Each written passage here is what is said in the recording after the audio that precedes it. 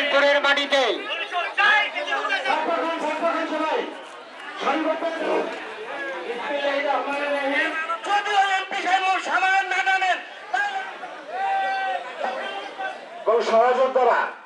আপনারা নিশ্চয়ই অবগত আমাদের এগেইনস্টে জাজমেন্ট হয়, পরবর্তীতে আমরা তো চলমান আছে। তাহলে কিভাবে এমপি মহোদয়কে আমি কাগজ দিয়েছি, অনুরোধ করেছিলাম আপনি বিষয়টা একটু বিবেচনায় নেন, যদি শুনানি হয়। যে অন্যায়ভাবে মহামান্য হাইকোর্টে আদেশের এগেইনস্টে যে আমরা সুপ্রিম কোর্টের চেম্বার জাজ 2 আদালতে আমাদের শুনানি আছে, শুনানি থাকার পরেও ওনারা যে আজকে ওখানে ভিত্তিপ্রস্তর স্থাপন করলো, এই জন্য আমরা দিলালপুরের দেখতেছেন আপনারা সকল জনগণ, হাজার হাজার জনগণ আজকে এটা প্রতিবাদ করতেছে, এর জন্য আমরা মানববন্ধন করতেছি। এটা আমরা আমাদের বিজ্ঞ আদালতের প্রতি আমাদের সম্মান আছে, সংবিধানের প্রতি আমরা শ্রদ্ধা করি, আইনের প্রতি আমাদের আস্থা আছে, এই জন্য আমরা বিজ্ঞ আদালতের প্রতি আমরা ন্যায় বিচার পাবো, এই জন্য আমরা আজকে মানববন্ধন করতেছি। যেখানে বাংলাদেশের সর্বোচ্চ আদালত সুপ্রিম কোর্টে একটি লিভ টু আপিল মামলা চলমান, যার মামলা নম্বর হচ্ছে 2022/2021, এটার শুনানির জন্য যখন উনি এই কার্যক্রমগুলো সম্পন্ন করলো, পরবর্তীতে আমরা জানতে পেরে আমরা বিজ্ঞ আদালতে আমরা মোশন উন্নয়ন করি। বিজ্ঞ আদালতে সন্তুষ্ট হয়ে আগামী 26/7/2026 তারিখে আমাদের এই স্টে পিটিশনটা শুনানির জন্য দিন ধার্য আছে। পরবর্তীতে আমরা লয়ার সার্টিফিকেট এবং এই আদালতে যে শুনানি আছে আদালতের অর্ডার নিয়ে আমরা মাননীয় ডিসি মহোদয়, মাননীয় ইউনো মহোদয় এবং স্থানীয় সরকারের প্রধান নির্বাহী প্রকৌশলী বরাবর আমরা কাগজ আবেদন জমা দেই যে আপনারা ধার্য তারিখ অর্থাৎ মামলার যে শুনানির তারিখ পর্যন্ত আমাদেরকে একটু সময় দেবেন, তারপর একটা কার্যক্রম শুরু হোক। আমরা 14/5/2026 তারিখে মাননীয় ডিসি মহোদয়, মাননীয় ইউনো মহোদয় এবং প্রধান নির্বাহী প্রকৌশলীকে আমরা কাগজ রিসিভ করাই। তারপরেও ওনারা আমাদের কোনো কর্ণপাত করলেন না, আমাদের যে মৌলিক অধিকার ভুলনিত হচ্ছে এবং মহামান্য আদালত, বাংলাদেশের সর্বোচ্চ আদালতের সুপ্রিম কোর্টের যে আদেশকে তারা ভায়োলেট করতেছে, যেখানে একটা সর্বোচ্চ আদালতে মামলা চলমান থাকার পরেও তারা কিভাবে আজকে এই কাজ ওয়ার্ক অর্ডার পায় এবং আজকে ভিত্তিপ্রস্তর স্থাপন করে। এখানে মিডিয়াল বলতে কিছু নাই। আমাদের দাবি, আমরা দীর্ঘদিন যাবতীয় যে ইউনিয়ন পরিষদ আমাদের এখানে আছে, আমাদের এখানেই থাকবে এবং এই ইউনিয়ন পরিষদকে ঘিরে অনেক মামলা মোকদ্দমা চলছে এবং আমরা প্রক্রিয়াধীন আছি।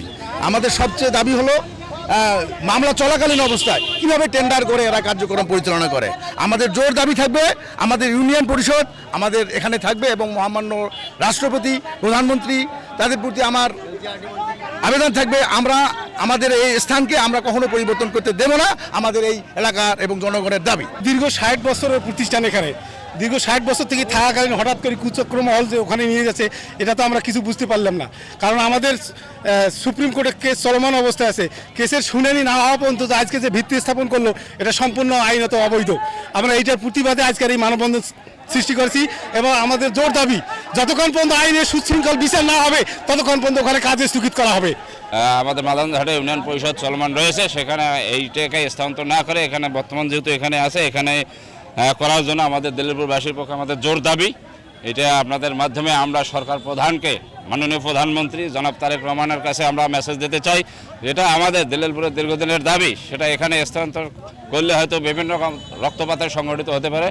আমাদের এলাকার জোর দাবি যে এখানে ইউনিয়ন পরিষদে হওয়া অত্যন্ত বাঞ্ছনীয় এবং গুরুত্ব বহন করে।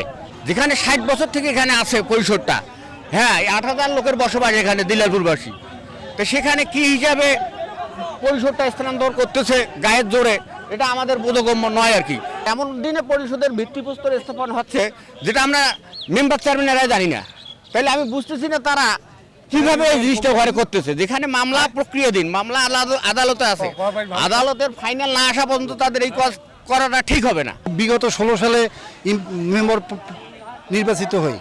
নির্বাচিত হওয়ার পরে 16, 17, 18, 19 পর্যন্ত চেয়ারম্যানের সাথে, তৎকালীন হীরা চেয়ারম্যানের সাথে মানে ইউনিয়ন পরিষদ নিয়ে একটু কথা কাটাকাটি, ঝগড়াঝাটি এইরকম চলে।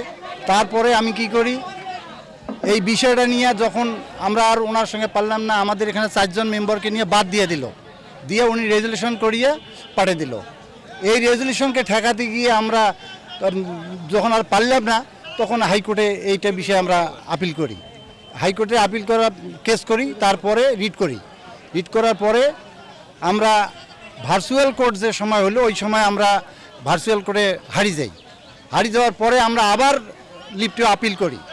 আপিল করার পর আপিলের বেশ 21 সালে আমরা আপিল করি। 21 সালের পর থেকে সেইকাল থেকে এ পর্যন্ত চলমান, এবং এটাকে আমাদের স্টের জন্য ডেট ধার্য করা আছে জুলাই 26 সাথে,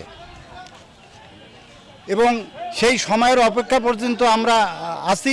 কিন্তু এপাশে দেখা গেল যে আমাদের সমস্ত কাগজপাতি ছাপাছাপি করিয়া ওনারা ওই পাশে টেন্ডার নিয়ে টেন্ডারের কাজ শুরু করে দিল।